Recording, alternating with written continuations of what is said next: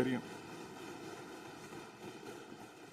அதே மாதிரி பேரவைத் தலைவர்களே, இந்த ஆட்சியில இன்னொரு பழக்கமும் புதுசா வந்திருக்கு.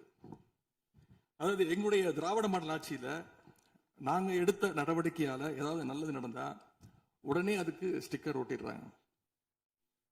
அது மட்டும் இல்ல, ஃபர்ஸ்ட் டைம் எவர் இன் தி ஹிஸ்டரி அப்படின்னு சொல்லிடுறாங்க. அப்படி சொன்ன சில ஃபேக் நியூஸ், தவறான தகவல்களை நான் குறிப்பிட விரும்புறேன்.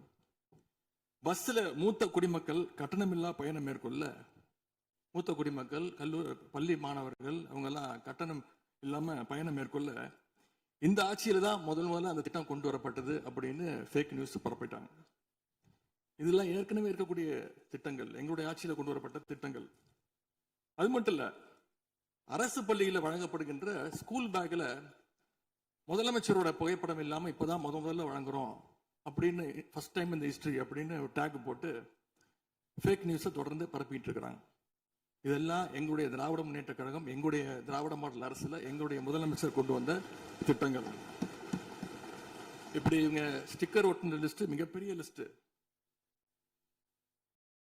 ஒரு முக்கியமான விஷயம் பத்தி இந்த நேரத்தில் பதிவு செய்ய விரும்புகிறேன். அறநிலையத்துறையின் அசையும் மற்றும் அசையா சொத்துக்களின் வருவாய் அதன் புனிதமான நோக்கத்திற்கு மட்டுமே பயன்படுத்தப்படும் அப்படின்னு ஆளுநர் உரையில இடம்பெற்றிருக்கு. இந்த கருத்தை பார்க்கும் பொழுது அறநிலையத்துறையே இருக்கக்கூடாது அப்படின்னு சொல்ற பாஜகவுடைய குரலாகத்தான் தாவேக அரசும் சொல்லுதா அப்படிங்கிற சந்தேகம் எங்களுக்கு வருது. பாஜகவும் வலதுசாரிகளும் சொல்றது இதுதான். அறநிலையத்துறை பள்ளி கல்லூரிகளை நடத்தக்கூடாது, அறநிலையத்துறை பள்ளி கல்லூரிகள் நடத்தக்கூடாது அப்படின்னு சொல்லிட்டு இருக்கிறாங்க.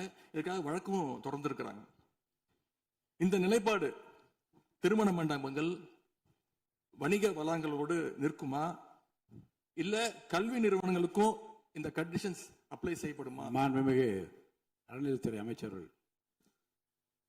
மாண்புமிகு பேரவை தலைவர் அவர்களே, மாண்புமிகு தமிழ்நாடு முதல்வர் அவர்களே, அறநிலையத்துறையை பொறுத்த வரைக்கும் கோவில்களின் வருமானம் கோவில்களில் வரக்கூடிய பக்தர்களுக்காக செலவிடப்படும் என்பதை நம்முடைய ஆளுநர் உரையில் இடம்பெற்றதுதான் அதனுடைய சாராம்சம்.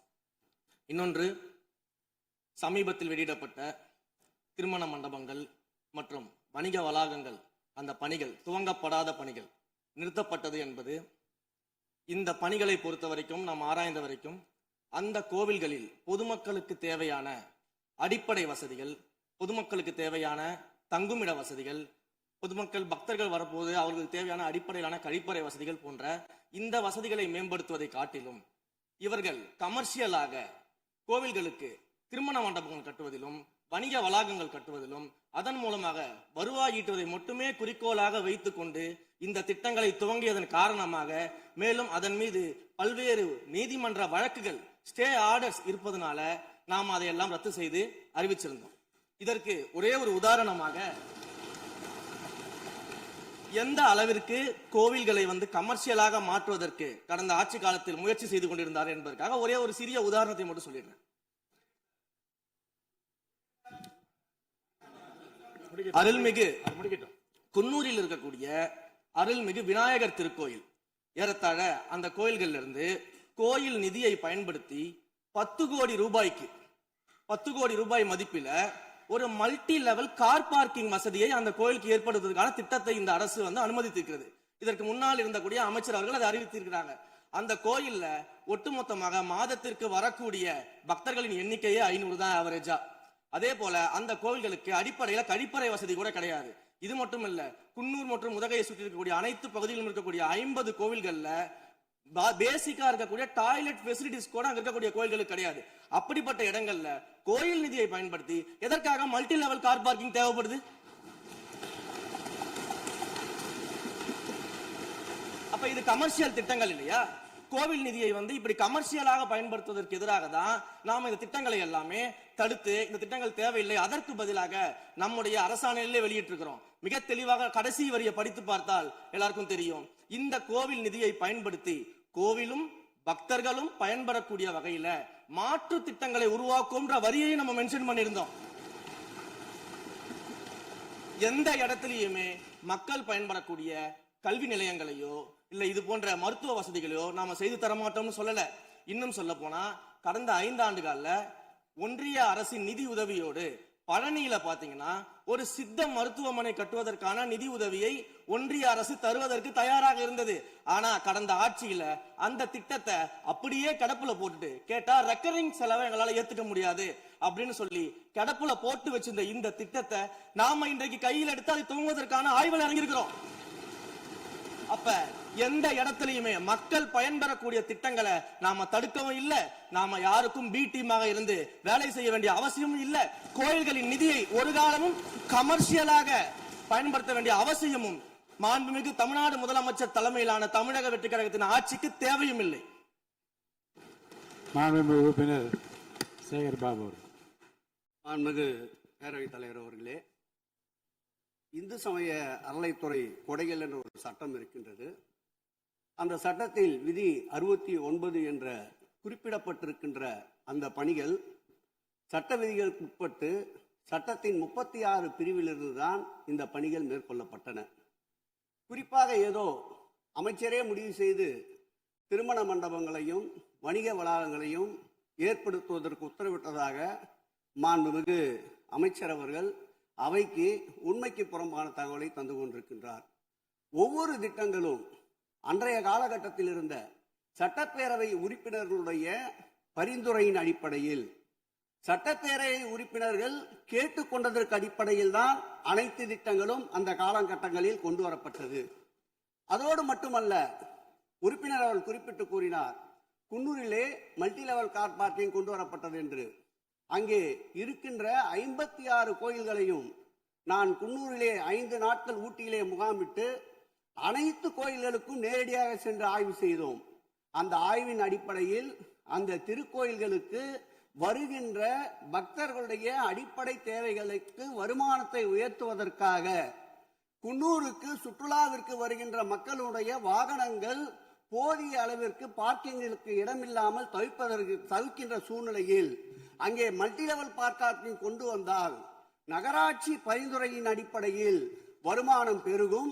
அந்த வருமானம் திருக்கோயில்களுடைய மேம்படுத்துகின்ற பணிகளுக்கு உதவும் என்பதற்காகத்தான் அந்த பணிகளை மேற்கொண்டோம் என்பதை மாண்புமிகு அமைச்சர் அவர்களுக்கு இப்போது யார் அறிவுறுத்தி, ஒரு நிமிஷம், யார் அறிவுறுத்தி இந்த அரசாணையை வெளியிட்டிருக்கின்றாரோ அவர்தான் அப்பொழுது ஆணையாளராக இருந்தபோது இதே அறிவுறுத்தின் பேரில் அரசாணையை வெளியிட்டிருக்கிறார் என்பதை பேரவைத் தலைவருக்கு, பேரவைத் தலைவர் வாயிலாக அமைச்சருக்கு தெரிவித்துக் கொள்கிறேன்.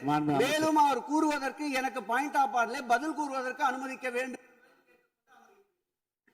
மாண்புமிகு பேரவைத் தலைவர் அவர்களே, குன்னூரில் இருக்கக்கூடிய அந்த விநாயகர் கோயிலுக்கு சொந்தமான இடத்துல மல்டி லெவல் கார் பார்க்கிங் அமைப்பதற்கு ஏற்கனவே அங்க இருக்கக்கூடிய நகராட்சி நிர்வாகம் ப்ரப்போசல் வழங்கிய போது அந்த நகராட்சி நிர்வாகத்திடம் நம்முடைய நிலத்தை குத்தகைக்கு கொடுத்து அதன் மூலமாக இருக்கக்கூடிய வருவாயை வைத்துக் கொண்டு நாம் முடிந்த வரையில் நம்முடைய கோயில்களுக்கு தேவையான அடிப்படை வசதிகளை நாம் செய்து கொடுக்கலாம். ஆனால் கோயில் நிதியவே 10 கோடி எடுத்து அங்கு மல்டி லெவல் கார் பார்க்கிங் எந்த விதமான பொதுமக்களும் பக்தர்களும் கேட்கல. பக்தர்களும் பொதுமக்களும் கேட்பதெல்லாம் கோயிலுக்கு உள்ளே சென்று மனநிறைவோடு தரிசனம் செய்துவிட்டு வெளியே வரும்பொழுது அவர்களுக்கு தேவையான அடிப்படை வசதிகளை தான் பக்தர்கள் கேட்டுக்கொண்டிருக்கிறார்கள். அதை செய்தாலே போதுமானது. மாண்பு எதிர்கட்சி தலைவர் பேசுகிறீங்க. மாண்பு போதுங்க. நீங்க சொன்னீங்க விளக்கம் சொல்லி திருப்பி இதை நான் அனுமதிக்க முடியாது. மாண்பு எதிர்கட்சி தலைவர் பேசுங்க. வேண்டாம், போதும். நீங்க பதில் சொல்லிட்டீங்க பாருங்க. மல்டி லெவல் கார் பார்க்கிங் தேவைன்னு அவர் இல்லைன்னு சொன்னாரு, ஏன் போட்டு நீங்க சொல்லிட்டீங்க. அதோட விவாதம் முடிந்தது. மாண்பு எதிர்கட்சி தலைவர் பேசுங்க. நீங்க திரும்ப எதுக்கு பாயிண்ட் பாடுற?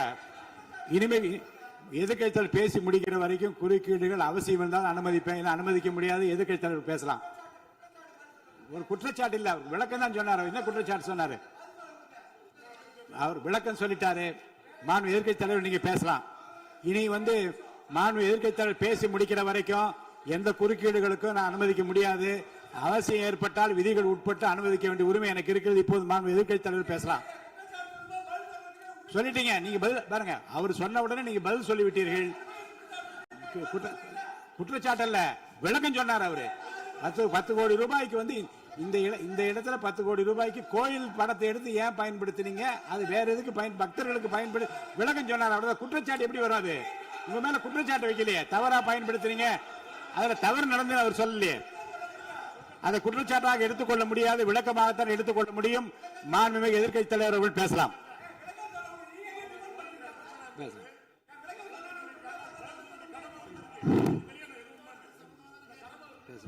அவை முன்னவர். மாண்புமிகு பேரவைத் தலைவர்களே, அவை முன்னவர்கள் அதற்கான விளக்கத்தை சொல்லியிருக்கிறார்கள். இந்த அறநிலையத்துறை அமைச்சர் அவர்கள் விளக்கத்தை சொன்னார்கள். நீங்கள் அதற்கும் விளக்கத்தை கேட்டு பதிலளித்திருக்கிறீர்கள். மீண்டும் மீண்டும் அவர் சொல்வதற்கெல்லாம் பதிலளிப்பதற்கு அவை நேரமில்லை. மாண்புமிகு எதிர்க்கட்சி தலைவர் அவர்கள். மாண்புமிகு பேரவைத் தலைவர்களே, முன்னாள் அமைச்சர் அறநிலையத்துறை அமைச்சர் அதற்கான சரியான விளக்கத்தை கொடுத்திருக்கிறார். இப்போ இருக்கக்கூடிய மாண்புமிகு அமைச்சர் அவர்களும் சில விளக்கங்களை கொடுத்திருக்கிறார்.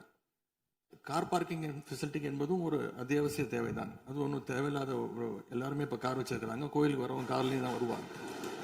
எனவே அதுவும் ஒரு தேவைப்படுகின்ற ஒரு வசதி தான்.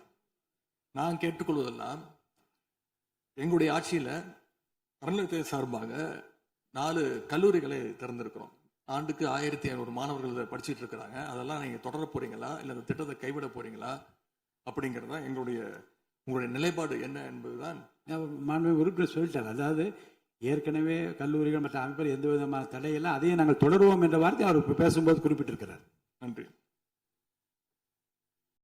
பேரவைத் தலைவர் அவர்களே, தமிழ்நாட்டில் இருக்கக்கூடிய 12 மாநகராட்சிகளிலும்